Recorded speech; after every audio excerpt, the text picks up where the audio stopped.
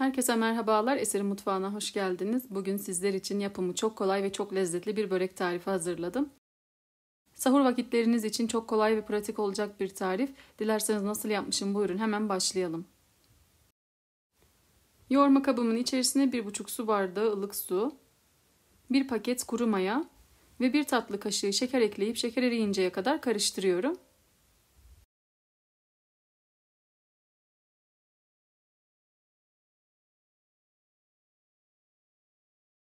Daha sonra un ilavesi yapmaya başlıyorum. Unun büyük bir kısmını ekleyip üzerine 1 tatlı kaşığı tuz ekliyorum. Ve karıştırmaya devam ediyorum. Hamurumuz yumuşak kıvamda ele yapışan bir hamur olacak. Bu arada kanalıma ilk defa gelen arkadaşlar kanalıma abone olup destek verirlerse sevinirim. Tariflerimi görmesini istediğiniz arkadaşlarınızla paylaşabilirsiniz. Hamuru spatula ile toparladıktan sonra 1-2 dakika boyunca elimle yoğuruyorum.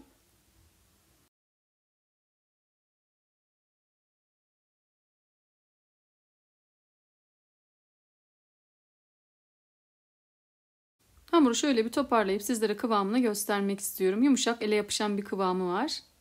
Hemen borcamın içerisine un serpiştirip hamurumu koyuyorum ve üzerini kapatıp 10 dakika dinlendiriyorum. Bu arada iç harcımı hazırlıyorum. İç harç için beyaz peynir kullanıyorum. Üzerine ince kıyılmış yarım demet maydanoz,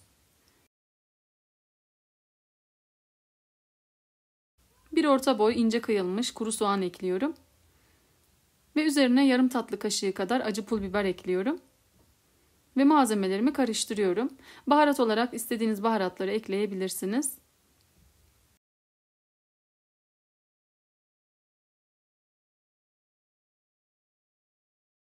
Malzemeleri karıştırdıktan sonra üzerine son olarak çeyrek çay bardağı zeytinyağı ekleyip karıştırıyorum.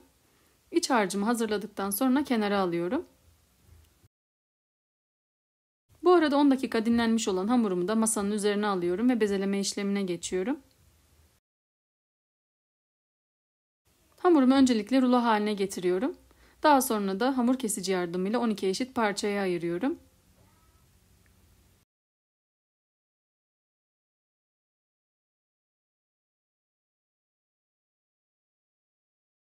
Her bir parçayı eşit büyüklükte ayarlayıp elimle beze haline getiriyorum. Toplamda bu tariften 12 eşit beze elde ediyorum.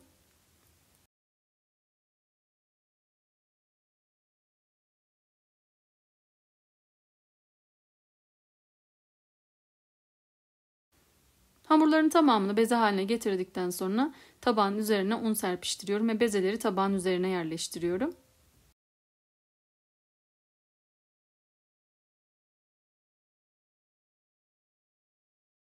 Ve hamurların üzerini kapatıp bir 10 dakika daha dinlendiriyorum. Bu dinlendirme aşamalarımızı atlamayalım.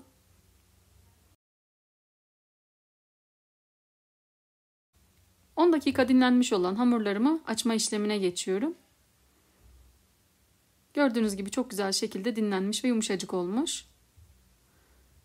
Hemen masanın üzerine un serperek ilk hamurumu açmaya başlıyorum.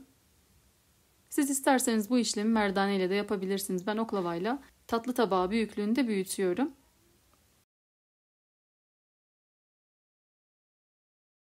İlk hamurumu açtıktan sonra üzerine 50 gram eritilmiş tereyağından fırça yardımıyla sürüyorum.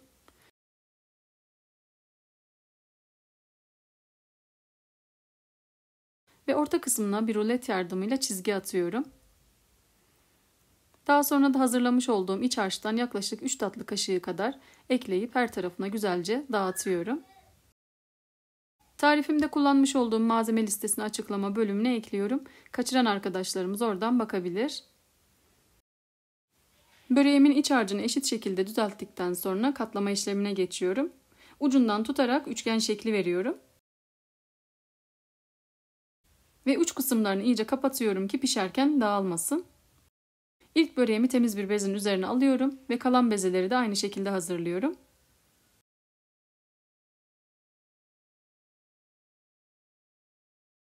Bu arada beni hangi ülkeden, hangi şehirden takip ediyorsanız yorumlar kısmında belirtirseniz çok memnun olurum.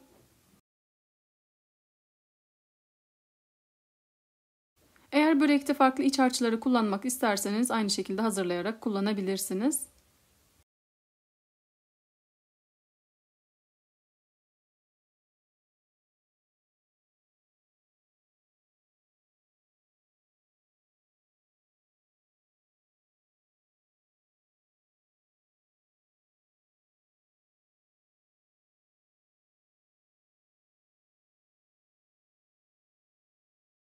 Böreği sizlere şöyle daha yakından göstermek istiyorum. Gördüğünüz gibi yapımı oldukça pratik. Burada dikkat etmeniz gereken nokta kapatma aşamasında uç kısımlarının açık kalmamasına dikkat edin. Aksi halde pişerken dağılabilir.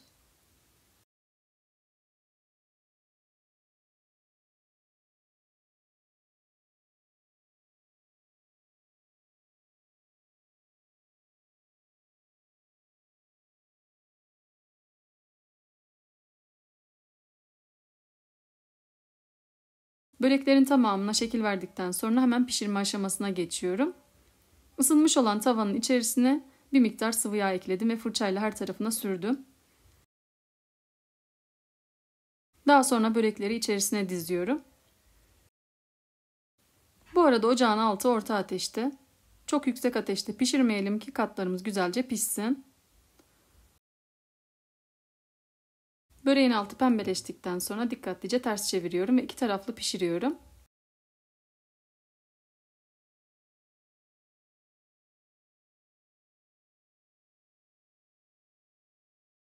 Gördüğünüz gibi böreklerimiz çok güzel şekilde pembeleşti. Hemen ilk böreklerimi sunum tabağıma alıyorum.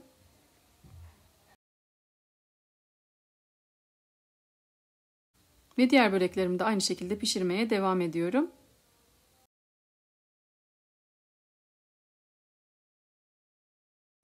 Böreklerimiz artık hazır. Gördüğünüz gibi nar gibi kızarmış. Hepsi de birbirinden güzel görünüyor.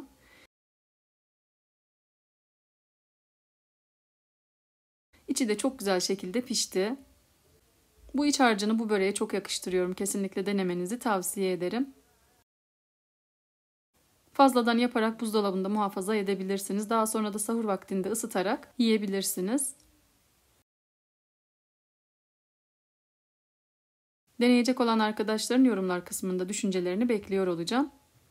Deneyecek olan herkese şimdiden afiyet olsun. Bugünlükte bir tarifimin daha sonuna geldim. Umarım çok beğendiğiniz bir lezzet olmuştur. Tarifimi beğendiyseniz beğenmeyi, kanalıma hala abone değilseniz abone olmayı unutmayın lütfen. Tariflerimi görmesini istediğiniz arkadaşlarınızla paylaşabilirsiniz.